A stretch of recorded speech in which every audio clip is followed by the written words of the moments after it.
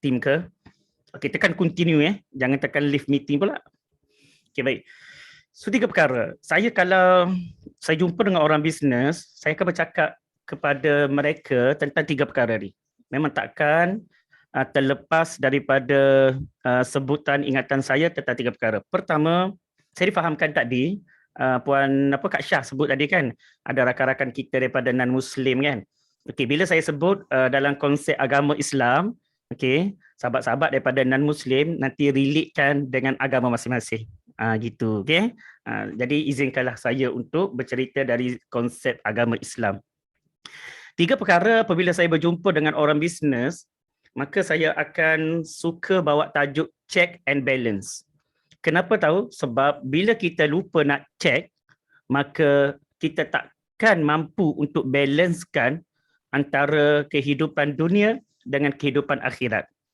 Yang ni kita mesti betul-betul hadam, faham dan menjiwai. Okey, akak-akak abang semua perasan tak? Saya sebut dekat satu meeting dalam tim kami semalam, pukul 2 petang semalam. Saya katakan, ini saya saja nak buka minda kita semua. Saya katakan apa tahu? Saya katakan, perasan tak sebelum ni kematian yang kita dengar, kematian orang kemalangan, kematian orang sakit, kematian orang tua, kematian orang lemas, atau mak yang melahirkan anak, which is benda tu sebelum kes COVID, kematian tu kita dengar dan dia tidak kerap. Kalau lemas tu dalam setahun 2-3 kali. Kes bunuh mungkin boleh jadi 5-6 kali. 5-6 kali dalam setahun 2 tahun macam tu. Okay, faham Jadi nak ceritakan ialah kejadian kematian itu bila dia jarang berlaku, maka kita nampak dia jauh dengan kita. Tetapi situasi yang berlaku pada hari ini, dia berbeza. Saya semalam satu hari, saya pakai baju warna putih tau. Saya pakai baju warna putih. Sampai isteri kata, abang kenapa abang pakai baju warna putih ni? Kan? Macam buat tabiat pula, saya ada baju kemeja lengan panjang yang saya selalu pakai bila saya ada kelas dengan orang bisnes. Macam Puan Lina lah. Baju, cuma dia blazer. Saya baju putih, blazer warna merun. Saya suka kontra warna kan. Jadi semalam, lepas subuh tu, dah solat duha, saya elok-elok makan sarapan pagi. Memang saya pakai baju putih tu sampai menjelang maghrib. Sebab apa tahu? Sebab kadang-kadang kehidupan kita ni, kalau otak dah tak boleh nak ingat kematian, maka mata perlu diperlihatkan dengan kematian. So, mata saya nak latih semalam bahawa, wahai Fendi, ada orang panggil saya Fendi, ada orang panggil saya Nick. Okey, Fendi, kehidupan kau ni tak lama dah sebenarnya. Dulu nampak macam seronok sangat dengan dunia. Orang mati kau buat tak kisah, macam tak berapa rasalah orang mati. Hari ni, tuan-tuan dan puan-puan, kematian berlaku setiap hari. Dahlah berlaku setiap hari, jumlah pula banyak. Kadang tu dalam satu mukim, kawasan perkuburan kalau kita tengok, sampai 40-50 van jenazah datang untuk kebumikan pesakit-pesakit COVID yang meninggal. Jadi semalam, saya rasa macam sayu sangat tuan-tuan dan puan. Saya rasa macam kematian ni semakin dekat. Semakin dekat. Apatah lagi, ada 2 sahabat saya yang kira dekat jugalah. Pertama, sahabat trainer. Kami ni daripada dunia training. Yang kedua, junior daripada Universiti Melaya. Kalau siapa mungkin perasan ada berita semalam, Saudara Sazni Munir, Ketua Pemuda Amanah Nasional Malaysia, anak muda yang berbakat besar lah yang dilihat akan mewarisi kepimpinan negara. Okay. Meninggal, umur 34. Saya kata, ya Allah, bila kematian tu berlaku di kalangan orang terdekat, saya kata kematian ni macam duduk di kanan, duduk di kiri, depan, belakang. Seolah-olah saya ni sedang berdiri satu barisan yang panjang dan saya nampak seorang meninggal. Dan katakanlah barisan tu ada 100 orang. Maka saya ni duduk yang ke berapa? Contoh yang ke 80. 1 hingga 50 dah meninggal dah. So 51, 52. Kelak saya akan rasa kematian tu milik saya. Dan sebenarnya pun, tuan-tuan dan puan, akak-akak babang, kita kena sedar. Kita memang akan mati. Itu kena ingat. Kena ingat betul-betul. Kita memang akan mati. Orang yang memang tak rasa mati dalam hidup dia, itu tanda dia sedang ditimpa dengan penyakit hati kerana dia terlalu seronok dengan dunia. So ni hati-hati. Okay, hati-hati. Kalau kita dengar orang mati, kita masih lagi boleh enjoy dengan dunia, kita boleh rasa tak ada apa-apa lah. Mungkin kita tak seronok. Ya, mungkin kita dengar orang mati kita simpati. Tapi kita tak rasa apa-apa kepada diri. Maknanya kita tak melihat pada diri aku ni macam mana So itu mungkin ada penyakit hati. So kena hati-hatilah. Kena check. Itu sebab saya kata tu, check and balance.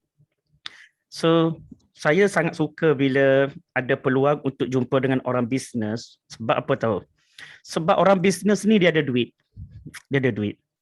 Kalaulah boleh orang miskin berkata sesuatu kepada orang yang kaya, ataupun orang yang tidak berduit boleh katakan sesuatu kepada orang berduit, dia akan katakan begini, untungnya kau, sebab dengan duitlah kau boleh buat lebih kebaikan. Okay? Mereka akan kata macam tu. Walaupun kita katalah kebaikan itu bukan semata-mata dengan duit. Okay, let's say cakap, aku ini orang miskin. Aku selawat 1000 kali kepada Nabi pada hari ini. Kalau kau pun boleh selawat kepada Nabi 1000 kali pada hari ini, maknanya kita sama. Tetapi lebihnya kau ialah, bila kau ada harta di tangan kau, kau beri pada orang yang memerlukan, itu lebihnya kau. Aku tak boleh. Dia orang miskin akan cakap macam tu kat kita. Okay? Aku tak boleh. Bahkan aku mungkin akan menerima sebahagian daripada harta-harta yang korang berikan. Akulah antara penerimanya.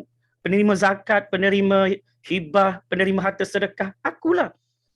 So, kakak abang semua, kalaulah kita ni berduit, berharta, maka kita kena sedar. Tanggungjawab kita lebih besar daripada orang yang tak ada duit. Dan harta ini antara soalan yang akan ditanya oleh pemilik kita, ya Allah, iaitu Allah, akan ditanya, ke manakah kamu belanjakan harta kamu ketika kamu di dunia dulu? Ini kena ingat. Kita orang bisnes ni, setiap duit yang masuk ke akaun kita, okay, daripada sumber yang macam mana? Kalau produk tu halal, proses jual beli tu halal ke tak? Kalau produk tu halal, jual beli tu halal, muamalat kita dengan pembeli tu macam mana? Semua dinilai. Marketing kita, walaupun produk halal, jual beli tu halal, tapi marketing kita macam mana? Adakah dia melalui proses marketing penipuan?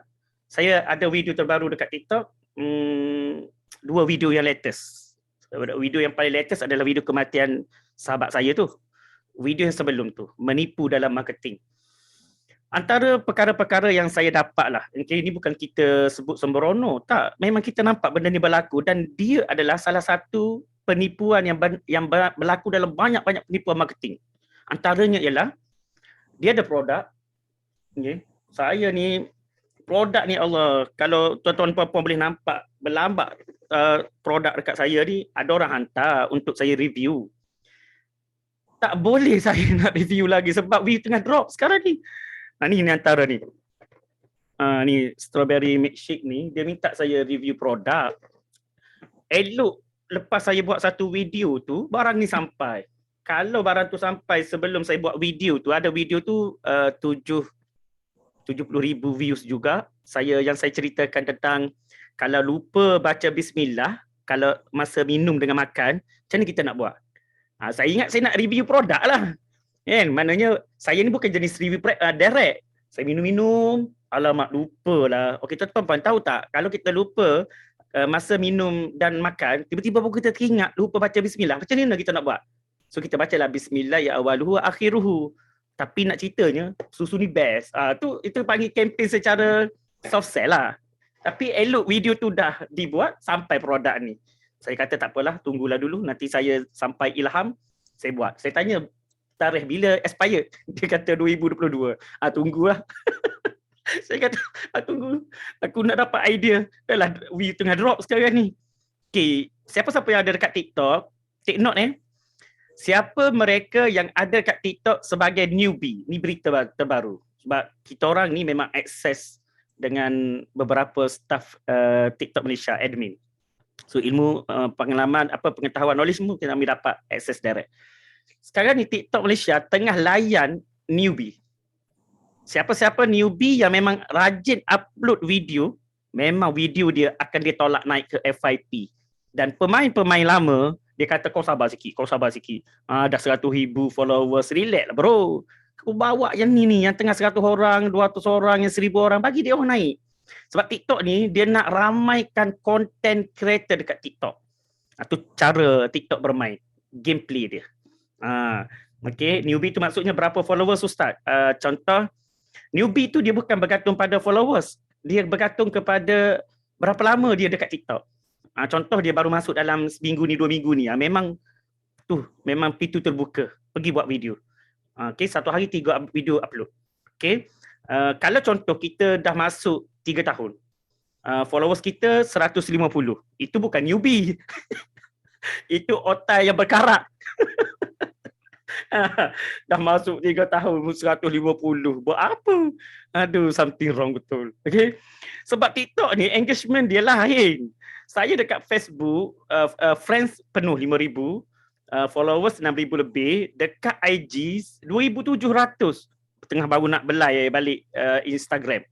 Tapi TikTok, saya 3 bulan 21 hari 100,000. Maknanya nak ceritanya, engagement TikTok lain macam. Siapa tak buat rugi. Ini adalah game business platform online nombor 1. Pada tahun 2018 dah disebut dah TikTok ni akan menjadi champion leader untuk gameplay online, platform online pada 2020. Pada 2021. Masa 2018 disebut pada 2021 TikTok akan jadi nombor 1. Sekarang tak sempat tunggu 2021. 2020. Tahun lepas dah jadi nombor 1 dah. Okay. Siapa yang lambat dekat TikTok, rugi. Okay, baik. Zoom. Saya nak sambung. Kita kena sedar yang tadi tu. Kena check barulah boleh datang balance. Sebab tu pasal kematian tadi. Kalaulah sebelum ini perniagaan kita, bisnes kita memang kita nampak untuk harta dunia. Salah ke Ustaz? Tak salah. Tak salah. Islam memang betul-betul. Okey, ini kalau akak-akak abang tahulah. Rasulullah SAW baginda pun kaya sebenarnya. Okey, jap saya nak tunjukkan satu buku sekejap Banyak orang minta saya preview produk ni. Aku nak tunggu orang bawa Mercedes kat aku je. Aku nak preview produk Mercedes Aku nak ambil lah Mercedes tu kat aku satu. Ni minta preview kopi. Minum habis. Bagilah mes ke. Okey ni. Ni buku Asam Garam Meriahnya Rumah Tangga Nabi 2. 3. Ini jilid 2. Yang dalam jilid 1 ni ada disebut, ni dia ada nampak macam transparansinya sebab saya guna blue screen. Kulit ni buku ni biru. Jadi nak ceritanya dalam buku ni dia ada cerita tahu tentang apa? Sebenarnya Nabi ni kaya. Tapi kenapa sejarah masa kita baca, kita nampak Nabi miskin? Dalam buku ni mengupas. Jawapan dia best gila. Dia kata apa? Kalaulah Nabi diperlihatkan mati sebagai orang kaya, maka sudah tentu orang miskin akan rasa bersalah. Sebab kan Nabi kan dicontohi. Okey, tapi sebenarnya tokoh-tokoh yang kaya yang pernah kita tahu dalam sejarah Islam siapa? Saidina Osman Al-Affan. Kemudian Abdul Rahman bin Auf. Ni dua tokoh ni kan. Nabi lebih kaya daripada dua orang ni. Baik, bukti dia. Ingat tak masa Nabi remaja, Nabi kerja apa? Okey, Nabi remaja umur 25, Nabi kahwin dengan Khadijah. Nabi dah bisnes barang Khadijah. Maknanya aset yang Nabi ada sebenarnya daripada muda lagi Nabi dah buat kekayaan. Tetapi Nabi sengaja menunjukkan kehidupan dia adalah sederhana dan lebih ke arah kemiskinan sebab Nabi nak tunjuk bahawa miskin tidak bersalah untuk hidup di dunia ini. Gitu. Okay? Tetapi jangan pula kita menampakkan orang kaya itu adalah bersalah. Tidak. Kalau tak, Saidina Osman Abdul Rahman bin Auf tak berjaya beli telaga Yahudi. Ingat cerita telaga Yahudi. Ini cerdik juga cerita tu. Okay, orang tua Yahudi ni dia ada telaga. Dah pernah dengar tak cerita ni? Siapa pernah dengar? Siapa pernah dengar komen? Siapa tak pernah dengar lagi cakap tak. Cerita dia best gila. Belum. Oh, ramai juga belum. Okey, cuba tengok komen. Belum. Kalau dah tak pernah. Belum tak pernah. Okey, belum. Baik. Dah lah tu. Dah pernah. 3-4 orang kata dah pernah. Aku minum air dulu lah. Sedih aku. Okay, dah. Okay. Dia masa sekejap, saya guna OBS ni. Lepas tu setting saya tak ada, agak lari sikit. Sekejap saya betulkan balik kamera Sekejap. Saya direct dengan OBS. Okey betul. Okey. Jadi nak ceritanya, pernah satu ketika orang Yahudi tua ni, dia ada telaga. Telaga dia ni memang sangat diperlukan ketika itu. Sebab dalam keadaan tempat orang lain kering kontan, telaga tu ada air. Jadi antara yang menggunakan khidmat telaga yang ada air itu orang Islam.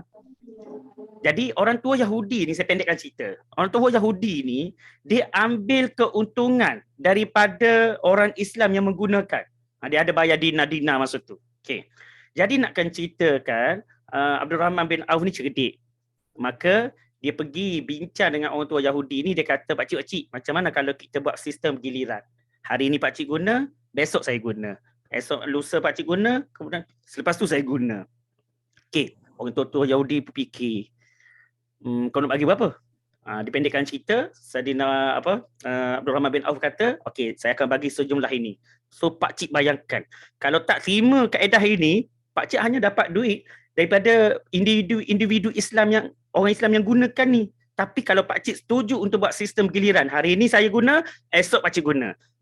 Masa saya guna, lepas tu pakcik guna. Saya akan bayar sejumlah ini. So pakcik tu kira, okey juga. Untung juga berniaga ni. Tak nampak cerdik dia. Maka ketika itu dia lupa bahawa Abdul Rahman bin Auf ni lagi cerdik. Rupanya ketika giliran Abdul Rahman bin Auf, ketika itu Abdul Rahman bin Auf kata, orang Islam ramai, masa giliran aku ni kau datang ambil air sebanyak-banyaknya. Masa giliran pakcik ni kau jangan ambil. Jadi pakcik ni naik angin lah. Kan? Selepas tu masa giliran dia tak ada orang datang. Masa giliran Abdul Rahman bin Auf, ramai orang. Jadi dia pun bengang. Lepas tu dalam keadaan bengang tu, Abdul Rahman bin Auf pergi buat offer yang kedua. Ini nampak strategi bisnes Dia kata, cik nampak sedih semacam. Okay, macam ni lah pakcik. Daripada duk tanggung kerugian, seksa jiwa dan batin. Time pakcik tak ada orang datang ambil air, time saya datang ambil air, takkanlah pakcik nak selama-lamanya macam ni. Jual lah telaga tu kat saya. Akhir sekali dipendekkan cerita, pakcik ni jual lah air ni, telaga ni kepada Abdul Rahman bin Auf. Dan akhir sekali telaga ini milik orang Islam. So ini namanya taktik. Okay, ni memang best gila cerita ni. Baik, so itu yang pertama. So kakak babang, ada satu ayat. Saya tak sure kalau kita semua ni pernah dengar ke tak. Okay, saya share skrin Okay, sekejap saya share skrin dulu. Dia ni.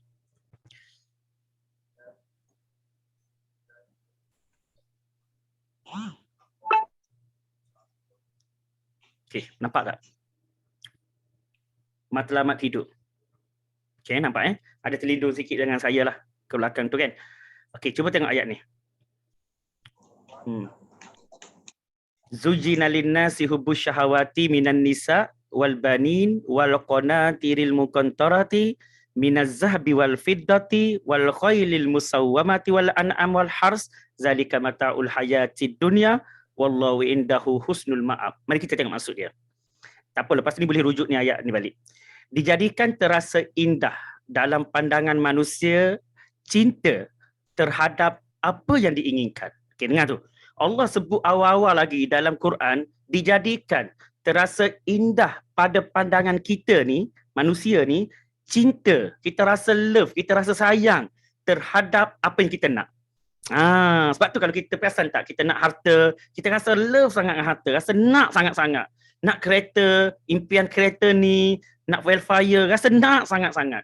Nak pakai mask, rasa nak sangat-sangat. So sebenarnya benda ni dah ada, Allah dah sebut lah. Okey, tengok Allah bagi perumpamaan. Apakah kecintaan dan keinginan yang manusia perlukan? Yang memang Allah dah sebut lama dah. Pertama, minan nisa'i, iaitu orang-orang perempuan. Okey, sebab tu kalau kita tengok kenapa perkataan perempuan disebut perkara yang pertama, benda yang dicintai manusia. Sebab perempuan adalah fitnah kepada dunia. Perempuan adalah fitnah kepada dunia. Okey, dia menjadi fitnah kepada lelaki. Sekiranya dia tidak menjaga aurat dia, tak menjaga pertuturan dia, dia akan menjadi fitnah. So sebab tu orang perempuan kena jaga betul-betul. Terutama apabila akak-akak yang terlibat dengan bisnes, memang kena bincang betul-betul dengan suami. Okey, apatah lagi dapat klien yang daripada lelaki yang menggatal. Kan, tahu kan? Yang memang ada acah-acah nak mengorat. Kita boleh perasan, ni nak jadi klien aku ke nak mengorat aku ni. So cepat-cepat rujuk dengan suami. Bagi tahu suami. Jangan kita simpan akhir sekali. Memang kita tak layan. Memang kita ni tak layan perasaan. Tapi sebabkan kita nak jaga customer, kita layan dia tu. Dari segi conversation, kita layan. Suami nampak, suami tengok mesej panjang lebar macam lain-lain macam je ni. So merosakkan hubungan. Akhir sekali bisnes tak ke mana, keluarga hancur berai. Okay, yang ni kena ingat. Yang kedua, wal baninin. Siapa ni? Anak-anak. Perasan tak kita? Dulu masa tak ada anak, kita nak anak. Bila ada anak, kita terabai didikan agama. Sebab tu fitnah yang kedua adalah anak-anak. Okay. Kemudian wal qanatiril muqantarati, iaitu harta benda yang bertumpuk. Ini fitnah betul. Minaz zahbi, harta tu daripada apa? Daripada emas. Wal fiddah, perak. Kemudian wal khailil musawwamati, kuda pilihan. Kuda ni iaitu kalau kita terjemah dalam keadaan dunia sekarang adalah kenderaan. Macam contoh, tengok dekat kita punya parking kereta rumah. Ada kereta apa kita? Tengok, benda tu boleh jadi fitnah tak kat kita? Kemudian wal an'am, binatang-binatang. Wal hars adalah sawah ladang. Binatang dengan sawah ladang ni boleh diterjemahkan kepada aset.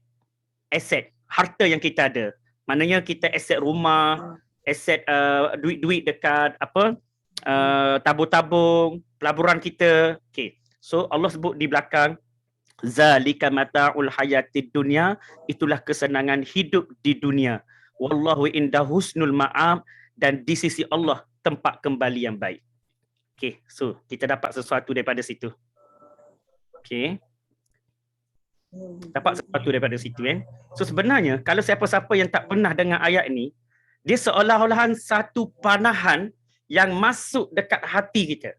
Rupa-rupanya Allah dah sebut dunia ni indah pada pandangan manusia. Maknanya ialah bila Allah sebut indah, maknanya Allah nak sebut pada kita, ramainya manusia akan tewas dengan keindahan. Sebab apa? Hujung ayat Allah sebut zalika apa tadi ayat dia? Kejap saya baca balik. Zalika mata'ul hayatid dunya.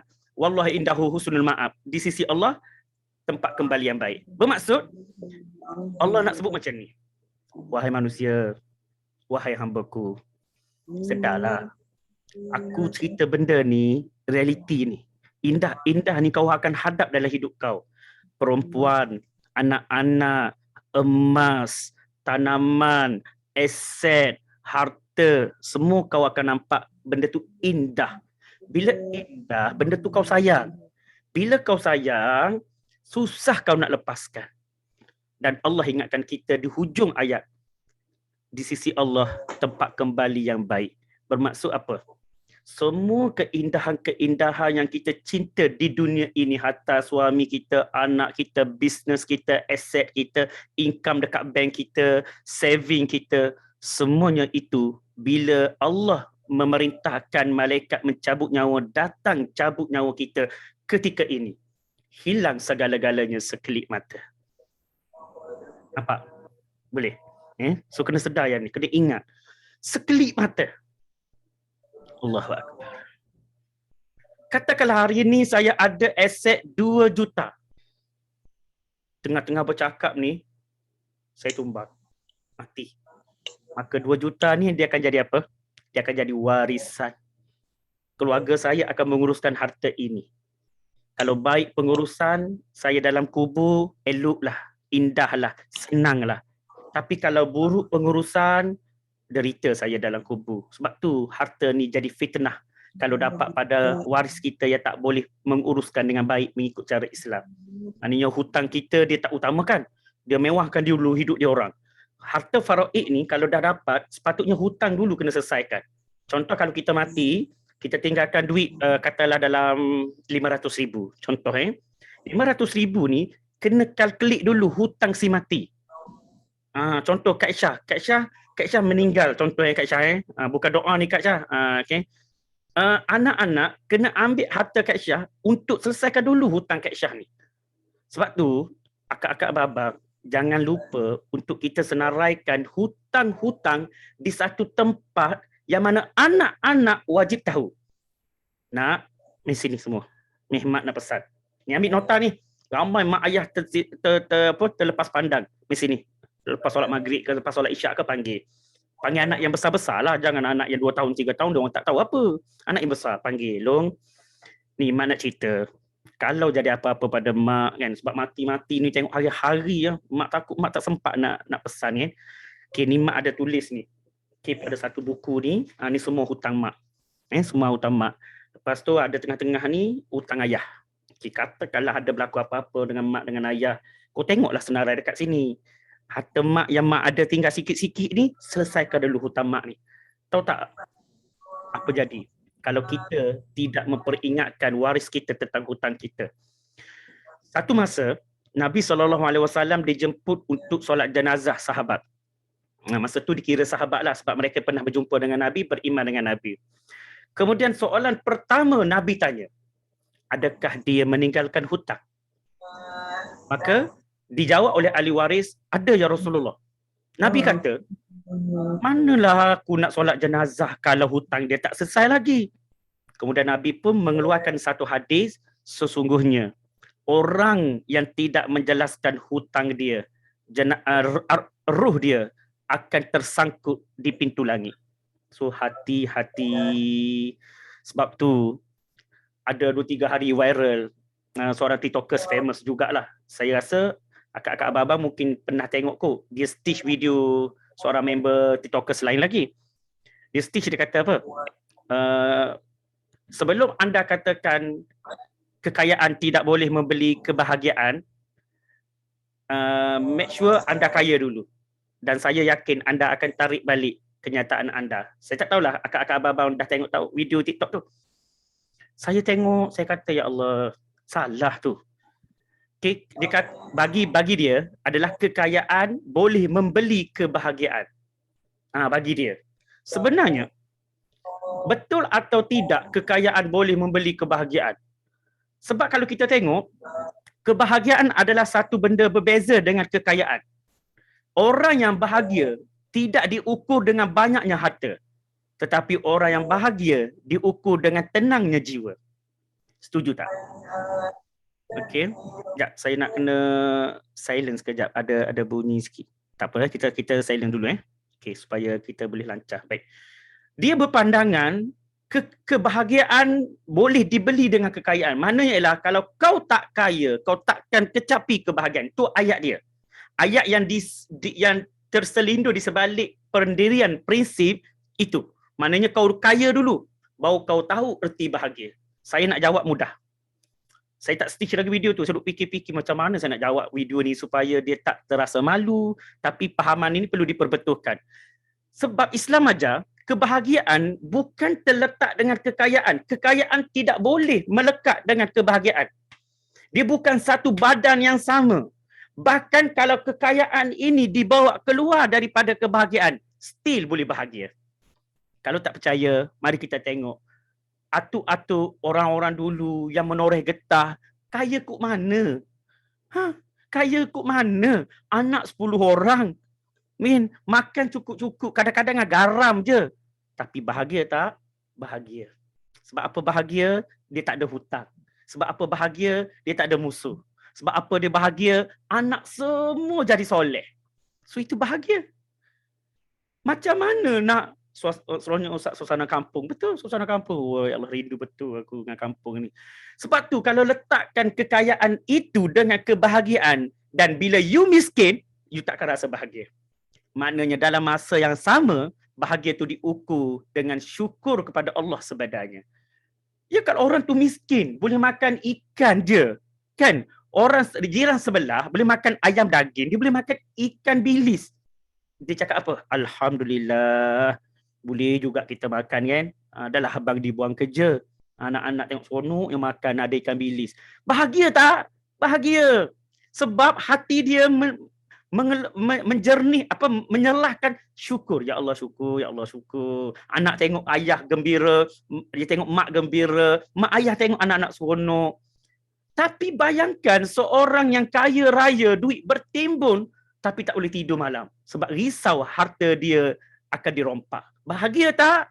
Mana bahagianya? Tolong jawab. Nak tidur malam tak boleh. Nak tidur malam risau. Duit dekat peti. Isteri tanya, apa abang gelabah ni bang? Duit dalam peti ni. Kan kita tertidur, perompak nak masuk macam mana? Bahagia apanya? Orang miskin boleh tidur lena. Sebelum subuh 1 jam tu dia boleh bangun dah qiyamul. Orang kaya tak boleh tidur. Menjelang subuh dia tertidur. Subuh out. Mana bahagianya? Sebab itu akak-akak abang kena betul-betul faham. Di mana asas Islam ajar bila kita ni bisnes dan macam mana kita nak sinkronisekan dengan Islam kita. Right, tu yang pertama Baik, nombor 2. Apa dah? 10.17. Kita mula tadi 9.30. Okey. Lepas ni saya buka soal jawab Saya nak habiskan 3 poin je. Poin pertama adalah matlamat hidup tu. Yang kedua adalah akak-akak abang kena ingat. Ada video saya pernah buat juga dalam tak lama barulah juga dalam 3 video ke 4 video yang terbaru. Saya katakan begini, orang bisnes ni konsep beribadah dia dah jadi salah. Okey, ini kena check ni masing-masing. Check and balance. Konsep ibadat dah mula jadi salah. Ustaz, kenapa Ustaz? Apa maksud dia? Cuba Ustaz terangkan. Okey, dengar betul-betul. Kita ni bila dah terlalu banyak masuk kelas bisnes, maka banyak perkataan yang masuk dalam kepala kita adalah daripada guru-guru bisnes. Ustaz, salah ke kita dengar daripada guru bisnes ni? Tak salah. Tetapi ingat, ilmu mesti disampaikan oleh seorang yang pakar dalam bidang tersebut. Kalaulah si A adalah guru bisnes kita, dia pakar dalam bisnes, marketing, closing, but anda kena tengok dia. Dia mahir tak dalam memberi pesan tentang asbab pesanan agama? Mahir tak dia? Dia ni orang agama tak? Latar agama tak? Pengajian agama tak? Kalau tak, you tak boleh dengar nasihat-nasihat agama daripada dia. Untuk bisnes, silakan. Tapi untuk agama, you kena cari kepakaran lain. Maka kalau tak buat begitu, dia akan jadi sesat. Kita tengok dia tak ada sampai sesat. Tetapi lari hadaf, lari tujuan. Okey, mari saya buktikan. Orang bisnes sekarang ni, sibuk sangat solat duha. Ni akak-akak abang ni, dengar betul-betul ni. Sibuk sangat solat duha. Bahkan kalau tak solat duha, rasa rezeki hari tu sempit. Sejak bila pula solat duha ni boleh jadi rezeki kita besar? Ustaz, saya dengar cikgu bisnes saya kata, you nak kaya, you jangan lupa solat duha. Okey, saya nak tanya anda. Ada je pun orang tak solat duha, tapi solat 5 waktu dia jaga cukup perfect. Allahu Akbar, Allahu Akbar. Pergi ambil wuduk atas ikas sejadah, solat 5 waktu jaga. Mak ayah adabnya memang tinggi. Hubungan dengan kawan lain memang baik. Rezeki itu Allah bukakan disebabkan asbab kebaikan, bukan sebab satu-satu ibadah yang kita buat. Ini salah. Sebab itu akak-akak abang kena faham. Ustaz, habis kita solat duha tu kalau bukan untuk rezeki, untuk apa? Okey, saya bacakan ayat. Wa ma khalaqtul jinna wal ins illa liya'budun. Apa maksud dia? Allah sebut, tidak aku jadikan jin dan manusia illa. Ini penafian. Dengar betul-betul ni. Allah sebut illa. Tak ada sebab lain, tak ada hadaf lain, tak ada matlamat lain illa, kecuali satu-satunya liya'budun, untuk kamu sembah ibadah kepada aku. Maknanya ialah duha ke, tahajud ke, Quran ke, tasbih ke, astagfirullah 1000 kali ke, selawat ke, semua itu sebab kita ibadah. Ya Allah, aku ni hamba-Mu. banyak sangatlah kau beri rezeki padaku, ya Allah. Tugas aku ni kat dunia ni sembahmu, ya Allah. Aku sujud padamu, aku jadikan engkau Tuhan yang satu. Itu bukan Allahu Akbar. Oh, dalam hati solat baik-baik. Rezeki, solat betul-betul rezeki akan terbuka luas. Buat 2 rakaat, tambah lagi 2 rakaat dengan harapan rezeki bertambah luas. Kalau buat macam ni, sia-sia ibadah duha. Sebab kita dah lari konsep dalam ibadah. Siapa yang tak faham, tengok video TikTok saya tentang duha. Title dia, tajuk dia adalah solat duha yang sia-sia. Lepas tu baru komen, oh Ustaz, betul lah Ustaz. Bila Ustaz tak sebut yang ni, kita orang tak perasan. Itu sebab saya kata, kalau nasihat agama, jangan dengar daripada mereka yang bukan kepakaran ahli dia. Fas'al ahli zik in kuntum la ta'lamun. Allah ingatkan dah ayat tu. Tanyalah orang yang tahu jika kamu tak tahu. Bermaksud orang yang tahu tu dalam kurungan orang yang pakar. Kalau akak-akak abang-abang tanya saya, Ustaz boleh tak ajar kami macam mana nak closing? Saya boleh sebut. Tapi benda tu datang pengalaman saya. Untuk jadikan benda tu jadi atau tidak pada akak-akak abang-abang belum tentu. Sebab saya tak ada kepakaran untuk duplicate the system. But kalau anda tanya saya tentang Ustaz, saya buat macam ni, saya sedekahkan, gini saya ambil gambarkan video, boleh tak Ustaz? Saya boleh nasihatkan. Sebab saya ada dalil ni, saya ada dalil ni. So saya akan naturalkan, saya akan kata, okay Kak, buat. Sebab hari ni ramai sangat orang tunjuk video yang tak bagus maksiat. Sekarang kita tunjuk video yang bagus-bagus. Walahal konsep dia sebenarnya sedekah ni kalau boleh disembunyikan lebih baik. Sebab ada satu ayat, tangan kanan memberi, tangan kiri tak tahu. Bermaksud orang kalau kita nak bagi tu jangan heboh lah. Itu maksud dia. Right. Tetapi dunia hari ini dia berubah tu sebab apa? Dah maksiat dah banyak sangat. Dah kalau tak ada video yang baik-baik, akhir sekali mana yang baik dekat dunia ni? Nampak jahat je semua. Maka ketika itu dibenarkan untuk kita shoot video untuk tunjuk pada netizen bahawa kita yang berharta ni beri infak sedekah pada orang. Orang kaya-kaya lain akan tengok. Oh betul juga dia buat macam tu. Aku ada harta, aku tak pernah buat macam ni. Dia pun bincang dengan isteri dia. Yang abang, ya Allah, abang ada harta banyak. Abang tengoklah video satu ni kan. Tak pernah abang bagi lagi ke orang miskin. Tapi tengok kau, Datuk ni saya tengok, abang tengok okey lah. Boleh tak yang kalau kita infakkan 500,000 kan tengah susah ni bendera putih, 500,000 kita ambil. Isteri dia kata, bang, begitulah yang sebaiknya. Datang tak inspirasi pada orang? Datang. Tapi niat orang yang buat video tu kena jaga. Itu dia akan datang penyakit hati nanti. Nanti kan bila dah viral video, tengok, aku ada harta. Tu kena jagalah. Kena jaga. Itu bab lain lah. Tapi insyaAllah mudah-mudahan kalau doa yang baik-baik, niat yang baik, Allah jaga. Right, so faham sesuatu dekat situ. Maknanya perkara kedua saya sentuh adalah konsep ibadah orang bisnes kadang-kadang lebih menyalahi yang sebenarnya berbanding dengan orang makan gaji. Ini satu hakikat yang kita kena terima. Orang makan gaji ni dia rasa selesa. Maka dia tak rasa solat duha dia untuk rezeki. Macam itulah lebih kurang. Tapi orang bisnes ni dia berkehendak dengan duit. Maka dia rasakan solat duha dia adalah rezeki. Ini salah. Jadi yang sebetulnya ialah solatlah duha, bacalah Quran, tahajudlah. Tetapi jangan niatkan untuk apa-apa. Allah nak bagi, Allah akan bagi. Apa bukti dia? La in syakartum la azidannakum wa la in kafartum inna azabi lasyadid. Ni dengar ayat ni. Allah sebut ada dua keadaan. Sesiapa yang bersyukur kepadaku, la azidannakum. Ni tengok ni gaya saya buat ni. La azidannakum. Aku tambah nikmatmu, nikmat-nikmat. Wala in kafartum. Tapi kalau kamu kufur dengan aku, inna azabi lasyadid. Allah akan jatuhkan kita lagi dan lagi. Syukur ni macam mana Ustaz? Dia akan datang dengan alhamdulillah.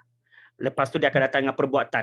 Perbuatan tu kita ganti balik kesyukuran, ya Allah. Ambil sejadah, bentang, ya Allah. Malu aku dengan kau, ya Allah. Aku buat baik tak adalah banyak sangat. Tapi kau bagi pintu rezeki ni luas sangat. Ya Allah, hari ni aku nak tambah 2 rakaat lebih, ya Allah. Saya kalau cakap bab ni, mengalai mata. Okay, kejap minum air sekejap.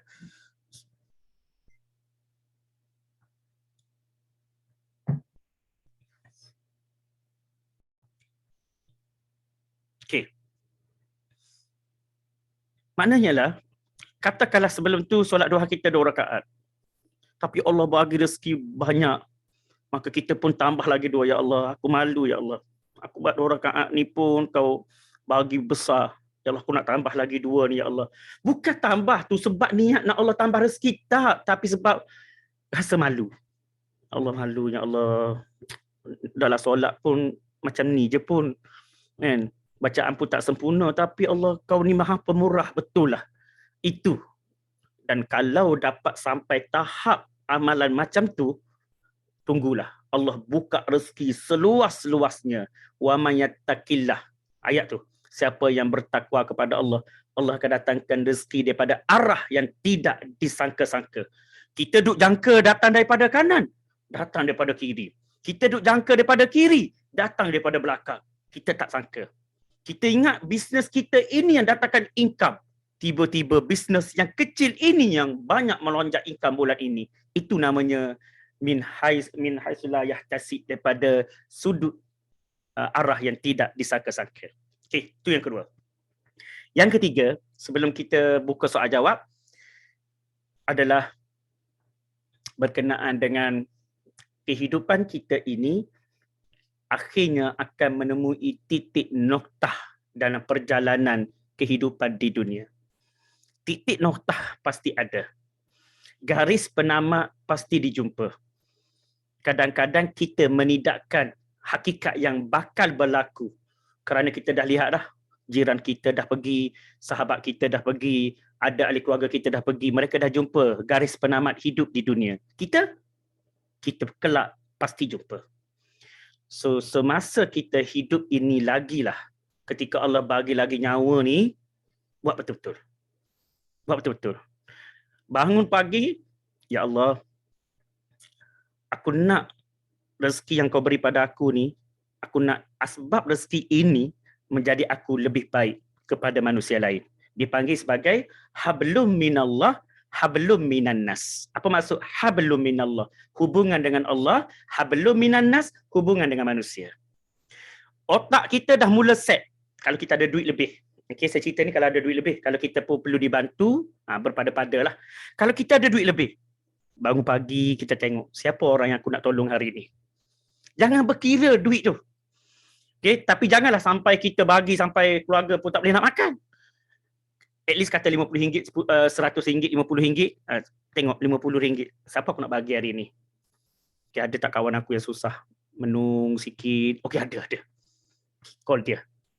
Tanya nombor bank dia. Transfer duit. Dan jangan fikir pun tentang rezeki. Sebab kaedah rezeki dalam Islam ni dia pelik. Dia ajaib.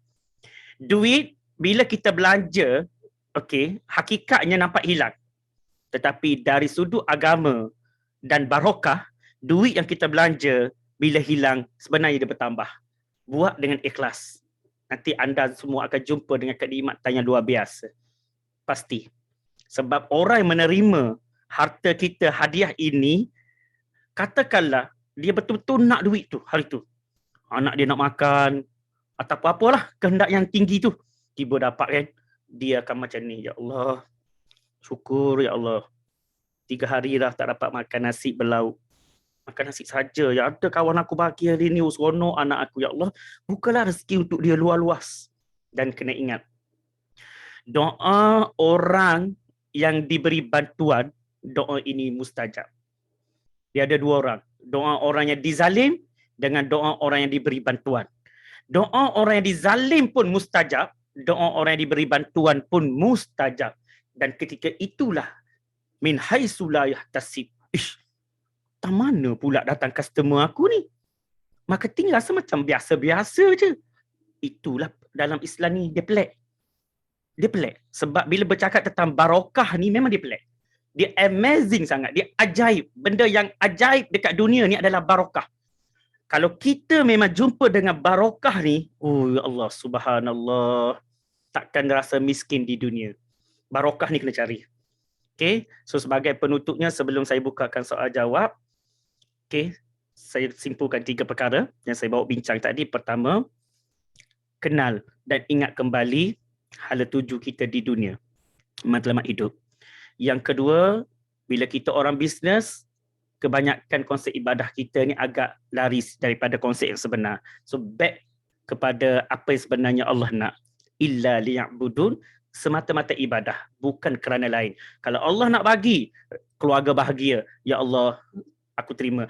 Kalau Allah nak bagi rezeki melimpah, ya Allah, aku terima. Kalau Allah nak bagi umur panjang, ya Allah, aku terima. Kalau Allah nak bagi sihat tubuh badan sampai mati tak sakit-sakit, ya Allah, aku terima. Buat baik ya. Okay, Allah akan berikan kebaikan berganda-ganda.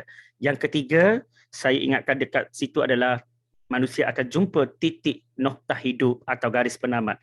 So sebelum jumpa titik noktah atau garis penamat, buat sungguh-sungguh sebelum mati.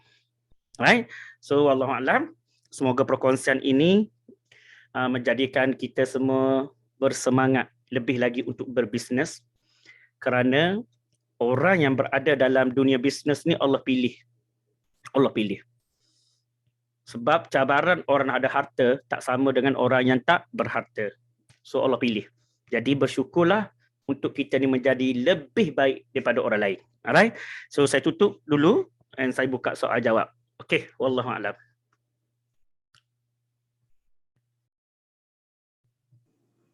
Okey, terima kasih Ustaz. Okey, so ada siapa-siapa nak tanya soalan berkaitan dengan hukum ke, bisnes sikit ke, yang non-Muslim pun boleh tanya, tak ada masalah.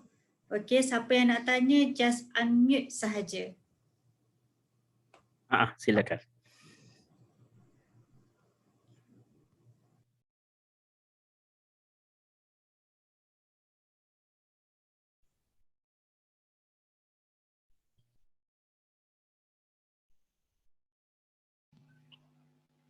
Okay, Assalamualaikum warahmatullahi wabarakatuh.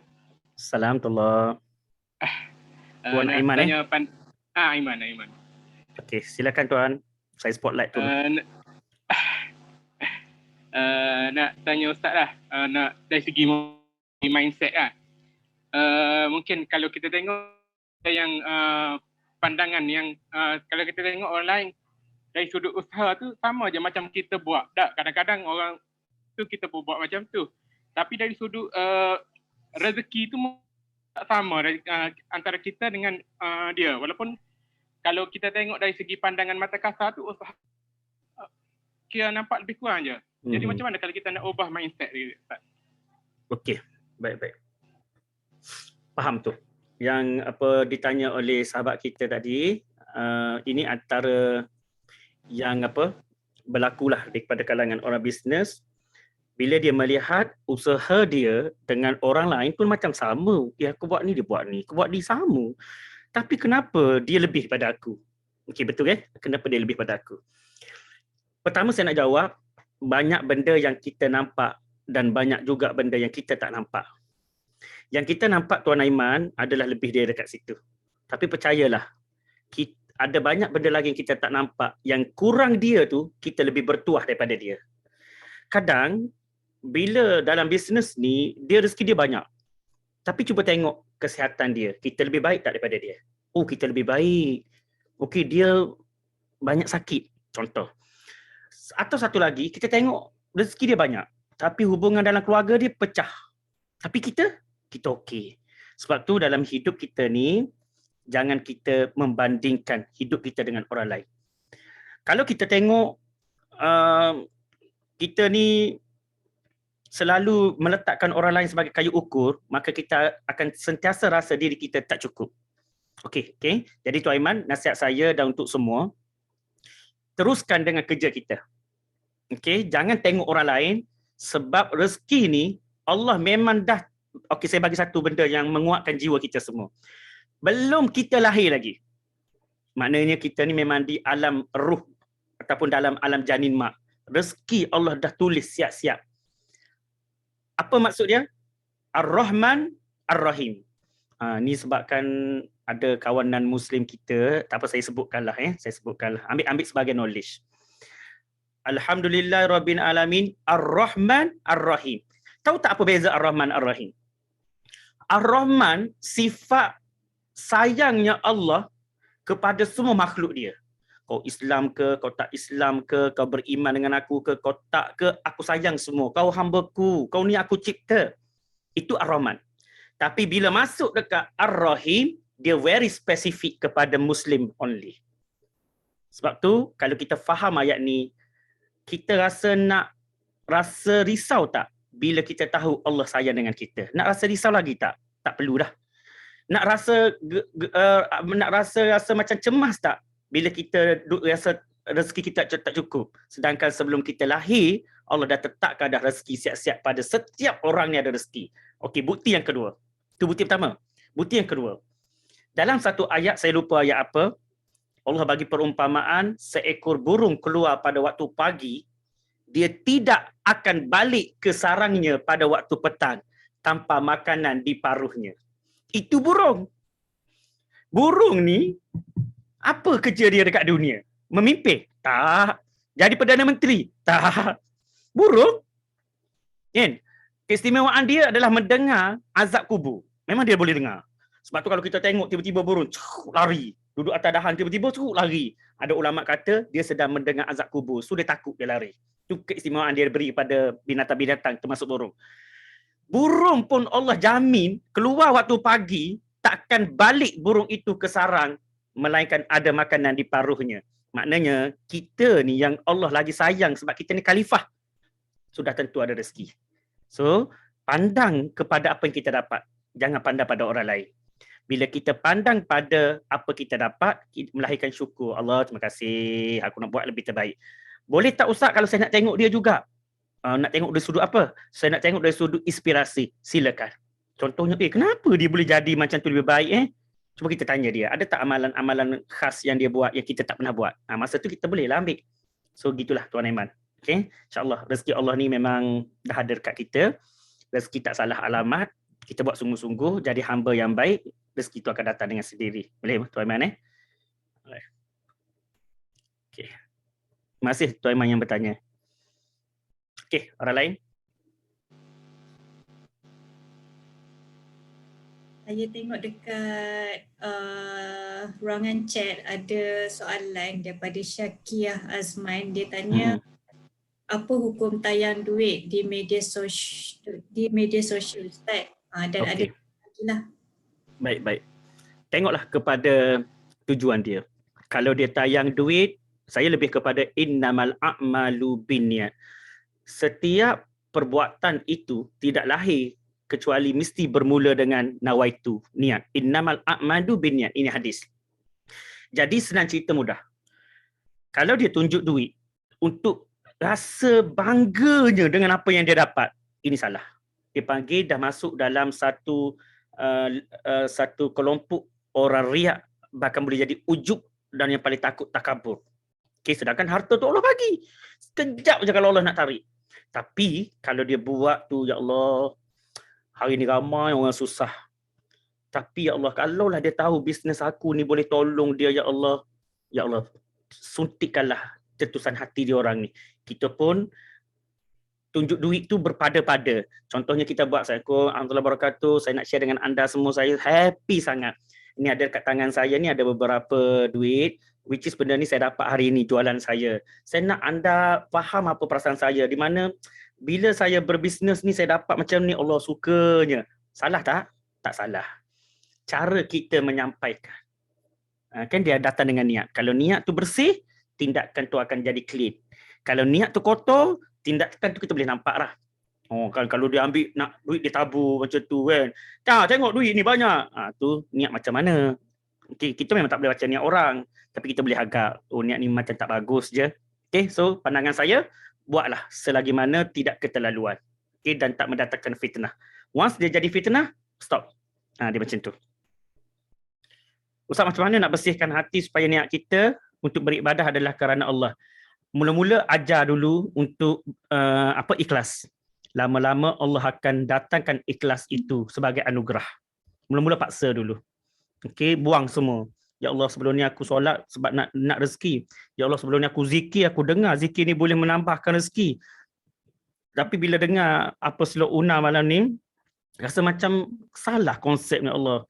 Ya Allah, terimalah ibadah aku ni. Aku ibadah betul-betul sebab aku nak menunjukkan aku ni hamba-Mu. Inilah tugas aku ya Allah yang kau buat aku ni untuk ibadah. Aku nak tunjukkan aku ni syukur. Aku akad takbir, aku solat, aku baca Quran sebab aku syukur ni. Aku syukur. Kau masih bagi mulut buka, mata melihat, so aku syukur ya Allah. Jangan fikir pasal duit tu. Jangan fikir. Lepas tu, habis tu, okey, buatlah kerja hakiki kita. Bisnes ke, kerja makan gaji ke, silakan. Itu dipanggil sunnatullah. Kerja yang memang kita kena buat untuk datangkan rezeki. Boleh ya? Okey. Saya Ustaz. Ya, silakan. Baik, Assalamualaikum Ustaz. Okay, saya Tia. Okay, saya nak tanya soalan berkenaan sedekah dengan ikhlas. Okay, bila Ustaz bercakap pasal ikhlas, baru semalam adalah kawan office ada sharing ilmu sikit lah. Ikhlas ni related dengan iman. Betul? Betul. Jadi maksudnya dia cakap ikhlas ni malaikat pun tak boleh nampak. Tapi hanya Allah saja yang boleh nilai ikhlas kita tu. Jadi soalan saya, macam mana kita nak pupuk diri kita tu ikhlas dalam kata melakukan ibadah ataupun kata urusan harian kita, kerja, urusan rumah tangga, dan ada tak doa khusus untuk kata nak didik hati untuk menjadi ikhlas?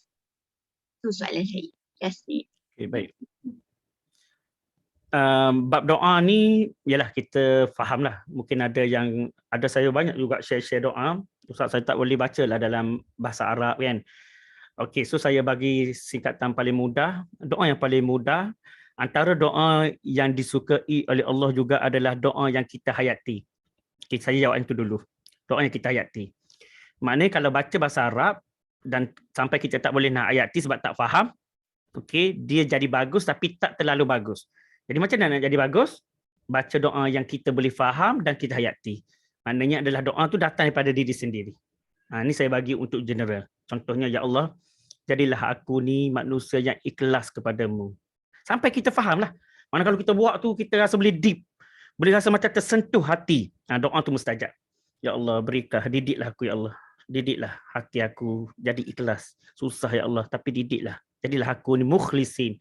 Daripada manusia-manusia yang ikhlas. Baca doa yang kita faham. Okey, dan nombor 2, doa tu konsisten. Itu untuk kita nak bab doa lah. Yang bahasa Arab tu, kita boleh search dekat Google, cuba cari doa datangkan ikhlas. Banyak. Kalau saya sebut malam ni, dah banyak versi, nanti kan tanya pula, Ustaz, terjemahnya macam mana? Nak baca macam mana? Dia jadi lain pula. So, saya bagi yang mudah. Nombor 1, soalan puan tadi adalah, macam mana nak didik? Nak didik ni mudah. Saya bagi satu jawapan Puan Fia. Ada satu ayat ni, pemutus kelazatan adalah kematian. Maka bila kita buat, kita ingat itulah hidup yang terakhir. Contohnya Puan Fia, kita tak solat isyak lagi ni. Ke dah solat dah? Kalau belum solat lagi, sekejap lagi solat kan? Okey, masa nak akad takbir tu, Allah. Bayangkan habis Assalamualaikum Assalamualaikum tu hati. Cuba buat, nak tahu ikhlas tak ikhlas macam mana. Bayangkan macam tu.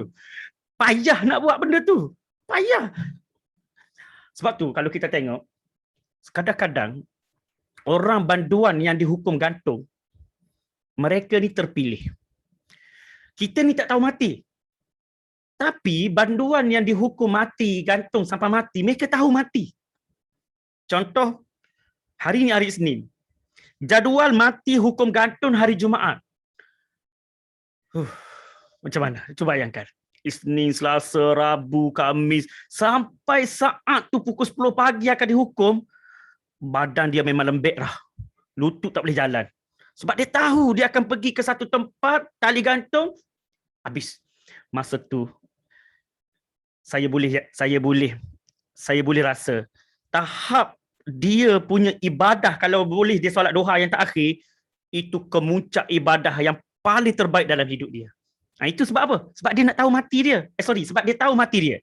Jadi kita ambil pengajaran tu, Ya Allah, inilah solatku yang terakhir. Bayangkan macam tu, confirm. Tuan Aiman kita orang lelaki Tuan Aiman, selalu kita ni yang pakai baju ni kadang-kadang malas kan, pakai kepekak tinggi sikit kan. Alah, bukan orang lain, saya pun. Nah, saya malas nak tipu-tipu, saya sendiri pun ada. Kadang-kadang waktu tengah hari panas kan. Tapi kan Puan Fia, masa nak akad takbir tu, solat terakhir kan, duk fikir solat terakhir. Alamak, aku tak pakai baju. Apa saya buat? Saya pun tu kejap nak pakai baju. Pakai baju. Tiba-tiba tengah pakai baju dah sikat cantik dah. Alamak, solat terakhir. Kopiah aku mana? Pergi ambil kopiah. Maknanya bila kita tahu dia adalah ibadah terakhir kita, dan kita akan buat yang paling terbaik. Terbaik itulah ikhlas. Sebab kita tahu kalaulah amalan yang terakhir itu melayakkan kita ke syurga, hanya manusia yang tak berakal sahaja yang tak akan berubah ibadah dia kalau dia tahu itu adalah ibadah terakhir. Boleh Okey. Itu jawapan saya lah Puan Fia. Maknanya kita datangkan ingatan kepada kematian kita. Okey, ada yang tanya pasal jom buat TikTok tu. Puan Lina, boleh tak saya cadangkan kalau sesiapa yang nak join kelas TikTok, saya welcome ke Circle Seek for Future. Dan saya adalah salah seorang business partner dalam Seek for Future. Jadi di dalam Circle UNA, Ustaz Ernie Effendi, memang ada extra kelas banyak. Before kelas ada, after kelas ada, every month ada. Saya banyak bedah video trending untuk kita tiru pattern, tiru wasi. So saya tak jamin saya boleh bagi sepenuh jiwa. Tapi prinsip saya mudah Puan Lina, siapa bagi yang terbaik, saya akan bagi lebih baik. Siapa bagi yang terbaik, saya akan bagi lebih baik. Sebab saya ni, saya mula faham tahu perangai saya. Okey, akak-akak abang, perangai saya adalah saya akan rasa tak guna pada diri bila hubungan saya dengan orang rosak. Saya akan rasa diri saya paling tak guna. Contoh, saya kenal Kak Aisyah, saya kenal Kak Syahidah. Kena baik contoh kena baik. Tiba-tiba satu masa saya clash dengan Kak Syahidah dengan Kak Aisyah. Masa tu saya rasa diri saya tak berguna langsung. Macam tu. Saya ni tak tahulah, saya ni sebab tu bila saya bercerita tentang keluarga, anak, isteri, saya akan mengalir air mata cepat. Saya memang rasa relationship saya kuat. Hubungan saya kuat. Sebab tu bila saya kenal orang, saya tak fikir kepentingan apa saya dengan dia. Yang saya tahu, Nabi sebut apa tahu? Ni dengar betul-betul. Nabi kata, ada dua benda yang kalau kau tahu ni kau bertuah. Orang bisnes ni kalau tahu ni memang suka sangat. Siapa-siapa yang menyambung silaturahim. Itu pertama. Menyambung silaturahim. Okey. Maka dia akan dapat dua perkara. Pertama, rezeki dia luas. Yang kedua, umur dia panjang. Rezeki luas adalah kesukaan orang bisnes. Sebab tu, bila Puan Lina kata, Ustaz, jom share dekat grup saya, tanya Puan Lina. Tak ada pun saya kata, Puan, berapa bayaran? Lepas tu Puan Lina kata, Ustaz, saya bagi jumlah ni okey tak? Tanya Puan Lina, ada mesej tu. Saya kata, Puan, saya terima sahaja sebelum harga saya orang lain tetapkan. Nanti aku 1 million follower, siaplah korang. 1 jam aku RM1,000. Nak ambil, tak nak sudah. Okay, contoh gitulah kan. Tapi saya tak kira yang tu. Mungkin rezeki saya tak datang daripada bayaran sesi malam ni. Betul tak? Tapi datang daripada benda lain.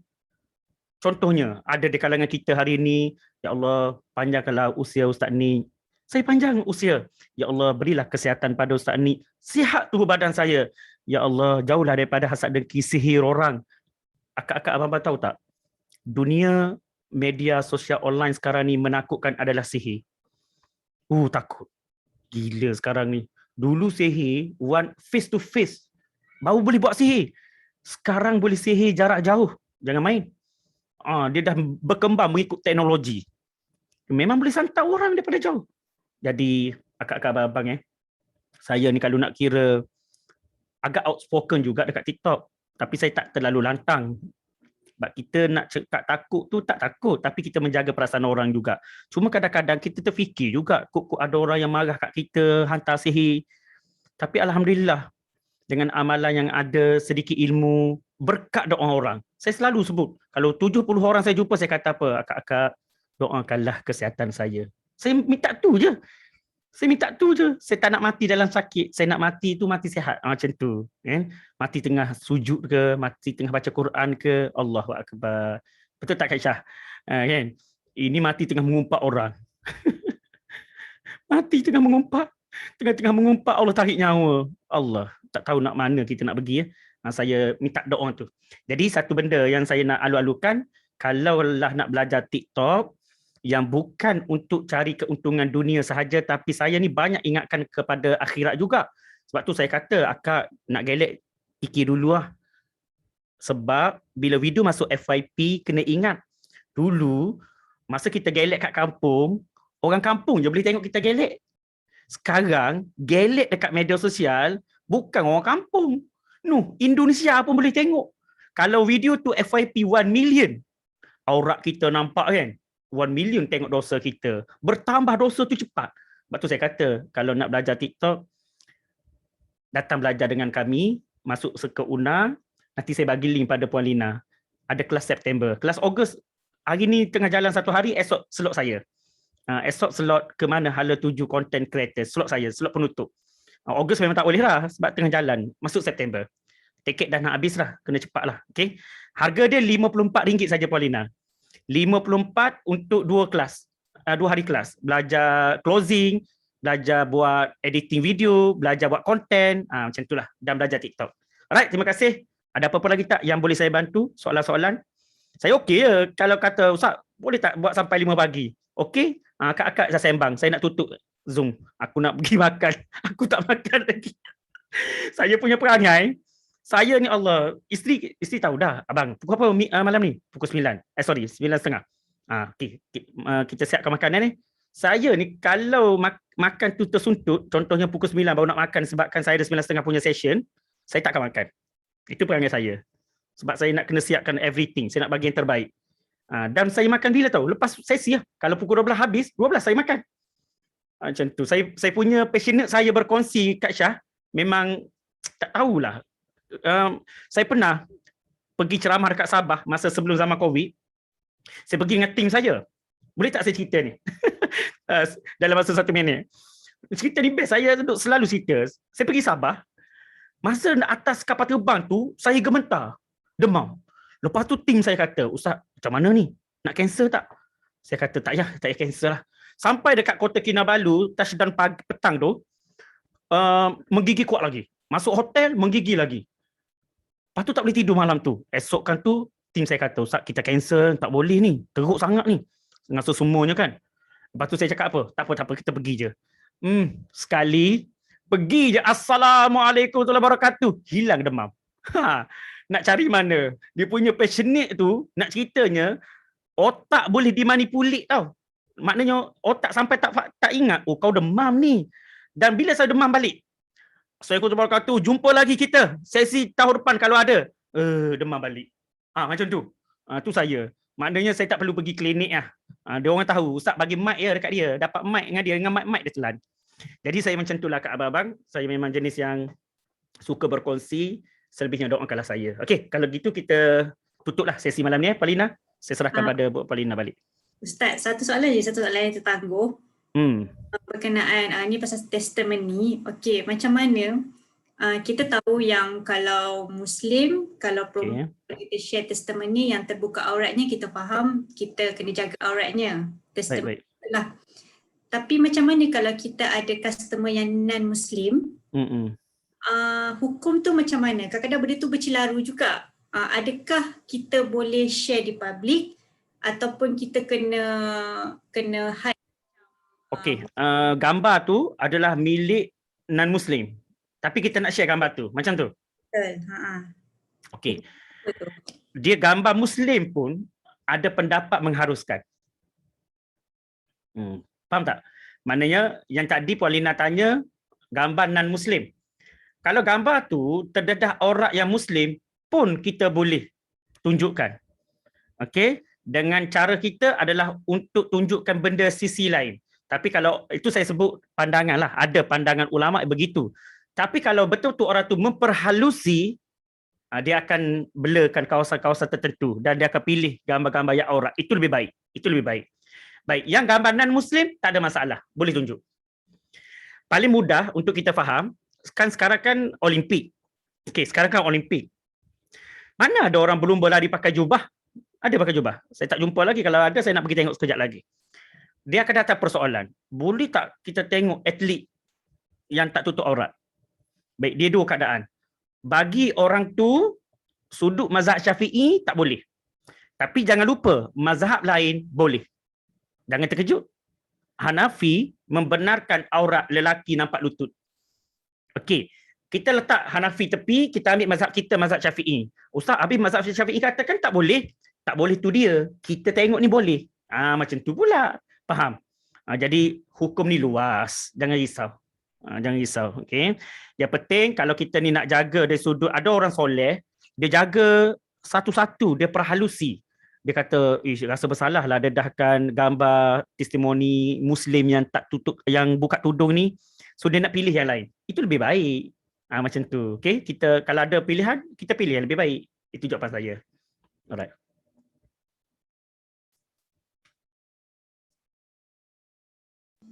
Okey, jadi semua ada apa-apa lagi satu soalan yang last, lepas tu kita pun tutup lah. Boleh? Kak Aisyah, Kak Ida, siapa-siapa lah dalam ni, Irfan. Saya nak tanya, produk yang ni sekarang ni produk apa? Kokoja ke? Kokoja pula dah. Apa benda Saya nak sebut produk ni tak pandai. Boleh Kak Aisyah terangkan? Saya nampak makanan je Kak Aisyah. Saya tak nampak dah produk tu jenama apa.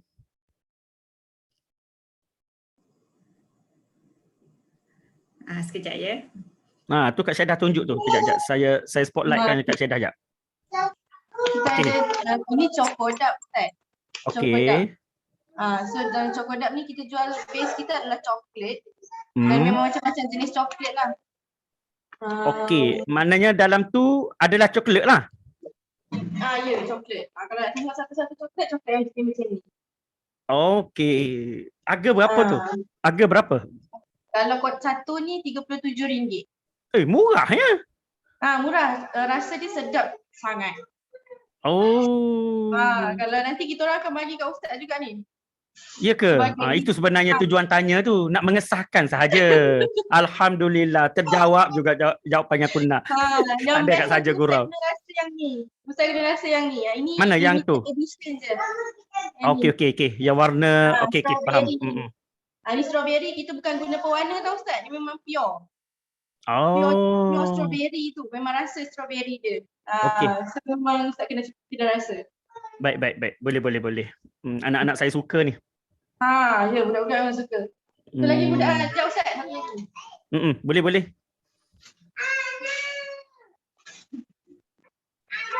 Aduh, ni memang budak-budak suka Ustaz.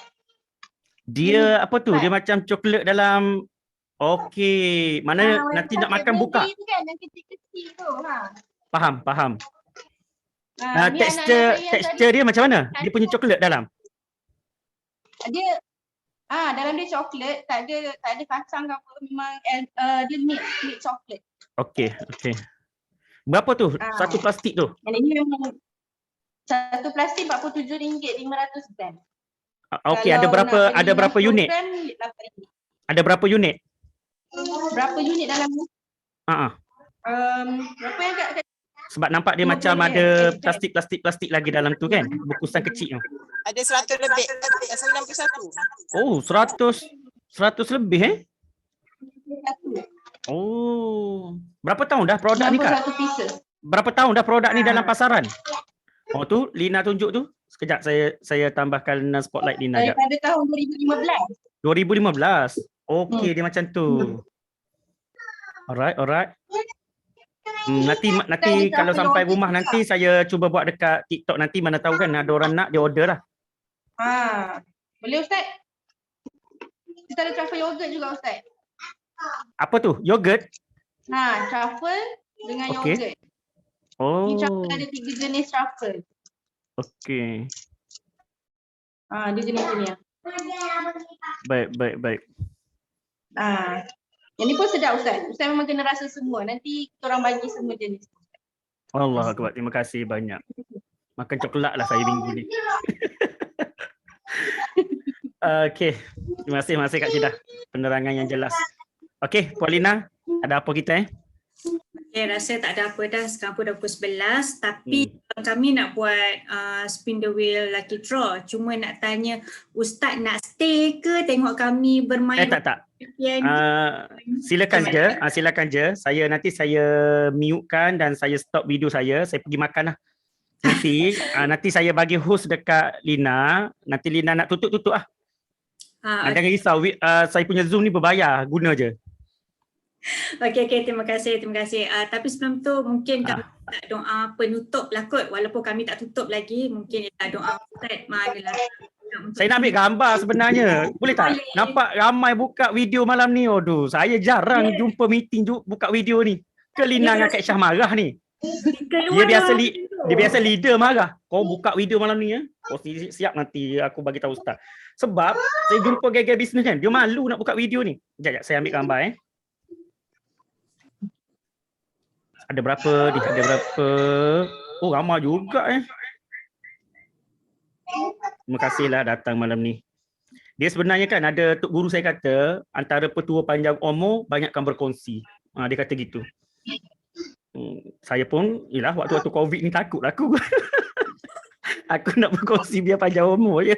Okey, kejap saya buat satu stay sebab kita tak tahu duduk dekat slide mana ni. 1, 2, 3. Kipas nampak pula kipas mini saya ni. 1, 2, 3. Right, satu dah. Yang kedua pun kena stay Oh, yang kedua ni nampak nama je. Tak apalah, senyum kat rumah masing-masing Senyum kat rumah. Okey, 1, 2, 3 senyum kat rumah. Ada juga. Dia tak buka video, lepas tu dia kat rumah dia senyum. Aku tak tahu dia senyum kat siapa. 1, 2, 3. Okey dah, terima kasih banyak. Okey, you all bolehlah meeting tak ada masalah, guna je. Saya nak offkan ni. Saya nak pergi makan Lepas tu nak tutup lah. Saya bagi host dekat Lina. Doa dulu Ustaz, penutup. Ya. Doa. Doa untuk okey, jap. Jom, bismillahirrahmanirrahim. Alhamdulillah alamin wassalatu wassalamu ala asyrafil anbiya mursalin wa ala alihi wa sahbihi ajmain. Ya Allah ya Rahman ya Rahim. Jadikanlah pertemuan ini satu pertemuan yang menjadikan kami lebih menyayangi antara satu sama lain dan kami mengenali dunia supaya kami dapat berjiran di syurga sesama kami. Ya Allah ya Rahman ya Rahim, tiada doa yang lebih penting untuk kami minta daripada-Mu ya Allah kecuali doa ini. Allahumma khtim lana bihusnil khatimah. Ya Allah, berikanlah kepada kami pengakhiran kehidupan yang baik. Wala takhtim alaina bisu'il khatimah. Janganlah engkau matikan kami dengan pengakhiran yang buruk. Rabbana atina fid dunya hasanah wa fil akhirati hasanah wa qina azabannar. Wa sallallahu ala sayyidina Muhammad wa ala alihi wa sahbihi wa barik wa sallim alhamdulillahi rabbil alamin. Taqabbalallahu minkum. Okey, pesanan saya yang terakhir sebelum tidur, baca Al-Mulk. Okey, sebab surah Al-Mulk ni boleh menyelamatkan kita daripada azab kubur. Okey? Bincanglah. Assalamualaikum. Saya nak pergi makan nasi. Bini aku dah beber lah. Dan saat lagi ditarik telinga ni, parah aku. Okey, bye. Terima kasih. Dah. Unmute semua. Unmute. Korang boleh unmute kan? Boleh. Paulina, saya dah jadikan host tu. Dah lagi ke? Okay. Saya dah jadikan ada lagi kalau mengumpat aku dengar. Saya bagi host dah jadi host dah tu. Okey, saya tinggalkan. Terima kasih Ustaz. Terima kasih. Okay, so alhamdulillah kita dah enter. Jadi Kak Ida dah tulis semua nama dah? Dah. Okay, yang left tu tak apalah. So siapa dah stay ni, kalau kita cabut 5 cabutan petua, ke Kak Aisyah nak cakap? Kak Aisyah nak cakap pula. Dinapas kepada Kak Aisyah. Terakhir dirangkul pada signature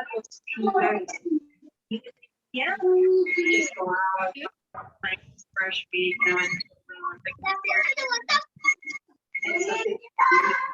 fun experience now. Okay.